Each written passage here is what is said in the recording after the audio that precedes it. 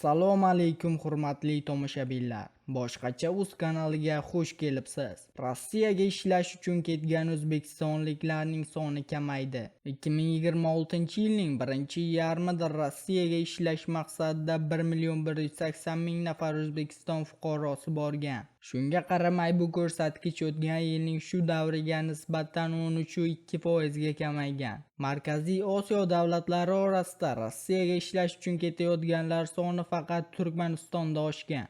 O'zbekiston 13,2% ga kamaygan 1,180,000. Tojikiston 494,500 kishi 17,9%. Qirg'iziston 289,100 kishi 16,7% ga. Qozog'iston 122,700 kishi 0,2%. Turkmaniston 13,400 kishi 41% ga oshgan. Sizga yetkazmoqchi bo'lgan xabarimiz shulardan iborat edi. O'zingiz va o'zgalar hayotiga befarq bo'lmang. Xayr, salomat bo'ling.